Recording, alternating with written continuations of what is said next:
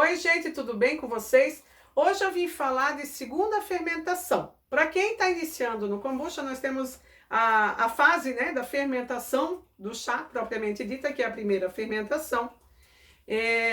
Na primeira fermentação, a nossa bebida, depois de 10, 11, 12 dias, depende do tempo, né, na sua região, a temperatura, mas depois de passar pela primeira fermentação, o nosso kombucha está pronto, com todos os nutrientes, tudo aquilo que você já ouviu falar, o kombucha tem vitamina C, o kombucha tem aminoácidos, tem ácidos, tudo isso é produzido na primeira fermentação. Não existe necessidade de segunda fermentação. Não existe necessidade de formar gás, de levar para a garrafa, né?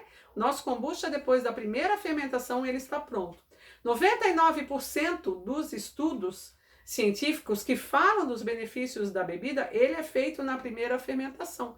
Ele não é envasado, vou deixar 10 dias, vou abrir a garrafinha e depois testar, né? E ver o que tem na bebida. Não, ele é feito ainda na primeira fermentação.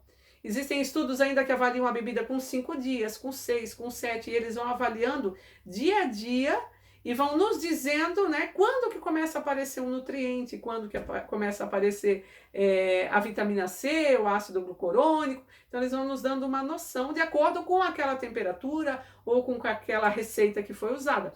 Nem sempre no kombucha nós não podemos pensar que é 100% igual, né? Mesmo porque a cultura, as bactérias e leveduras envolvidas em cada scooby, ela é diferente. Tem scooby que tem 10, 12 variedades de micro-organismos, tem scooby que tem 6, tem scooby que tem 15, 16, né? Então, o resultado final depende desta variedade e da quantidade de micro-organismos que nós vamos ter envolvidos. Mas o que eu quero deixar claro é que depois da primeira fermentação, a nossa bebida está pronta, tá? A segunda fermentação, a adição de frutas, de sucos, de ervas, de plantas, elas são para trazer sabor e trazer propriedades para a nossa kombucha. Então, nós levamos muitas vezes para a garrafa, a função da garrafa é acumular o gás, né? Nós levamos na garrafinha. Para quem está iniciando novamente, então é a segunda fermentação. Segunda fermentação é o período em que ela está envasada e nós deixamos fora da geladeira, ainda em temperatura ambiente, para acumular gás, né? Então a função é essa, né, do invase da segunda fermentação, é acumular gás, porque mesmo a saborização não tem necessidade de acumular o gás. Eu posso pegar um kombucha, misturar um suco de maracujá e colocar numa garrafa e botar na geladeira, sem acumular o gás. Eu não preciso dele. Nós fazemos muitas vezes a segunda fermentação ou acúmulo do gás por um prazer a mais, né? Por um sabor, ele dá uma diferenciada ali no sabor, fica bem gostoso, mas ele não tem a ver com benefícios, tá? É só isso que eu queria deixar aqui registrado para vocês. Hoje eu quero falar um pouquinho sobre as especiarias, mais especificamente especiarias e ervas, né?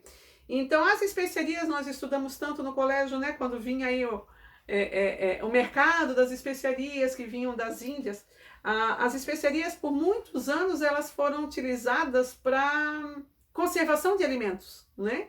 Então, a validade das especiarias é muito grande e elas eram utilizadas para conservação dos alimentos porque elas têm propriedades antifúngicas e antibacterianas potentes, né? Então, se eu pego um alimento, eu vou pegar um arroz, né?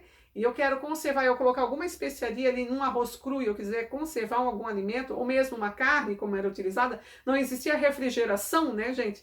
Então, elas eram utilizadas justamente porque têm propriedades potentes, antifúngicas e antibacterianas. Então, por isso, elas conservavam os alimentos. Nós encontramos também em ervas e especiarias propriedades anti-inflamatórias, né? Propriedades que vão nos trazer benefícios para a nossa saúde. Muitas plantas, né, que trazem uma grande vantagem. Às vezes você diz, Rose, eu costumo tomar um chá de canela de velho para dor, e quando eu estou com problema de estômago eu tomo tal chazinho, e se eu estou com uma dor de cabeça eu tomo... Então, quer dizer, nós fazemos uso das plantas medicinais há séculos, né? Os nossos antepassados faziam. Então, nós podemos trazer essas ervas e essas plantas para o nosso kombucha, para a nossa segunda fermentação.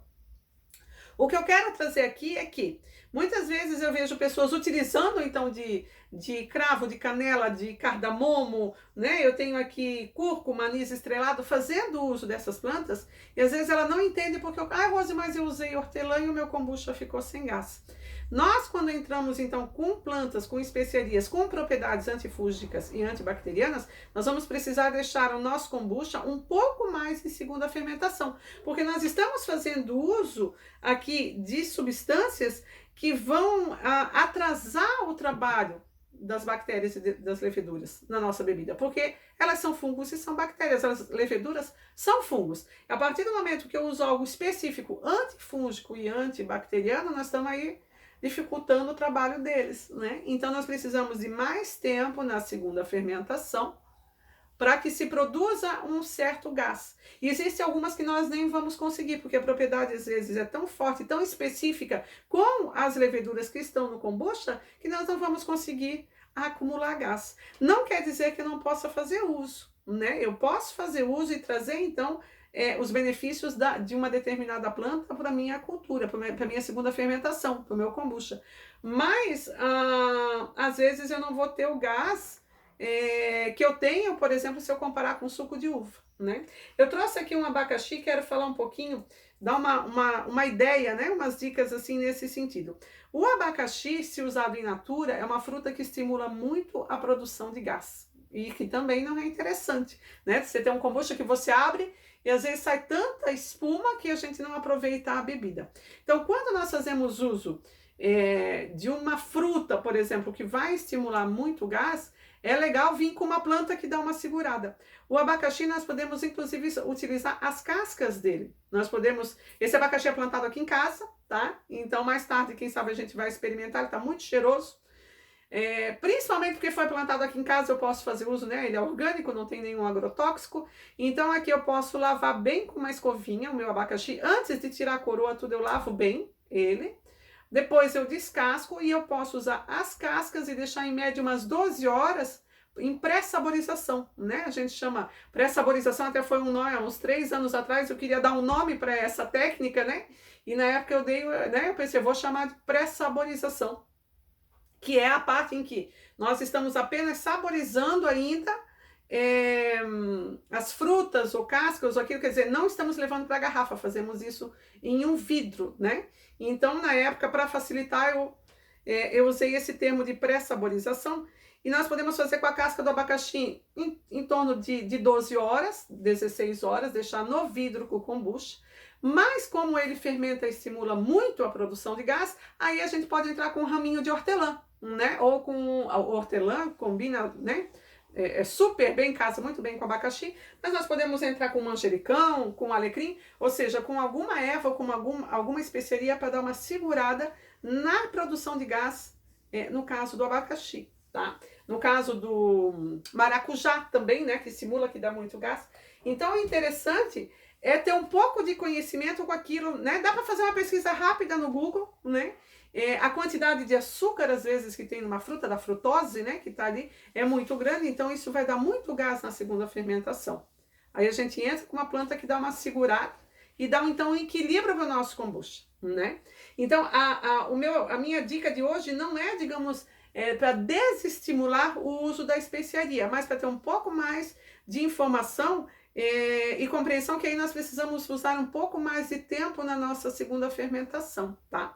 É claro que algumas pessoas podem me perguntar, tá, Rose, mas eu posso afetar então os probióticos, né, o que está vivo na minha cultura? Pode, nós podemos prejudicar, nós vamos afetar os micro-organismos que estão na nossa cultura. É importante saber que se eu tenho um Scooby, por exemplo, com uma variedade de 12 micro-organismos, micro-organismo não quer dizer probiótico, tá?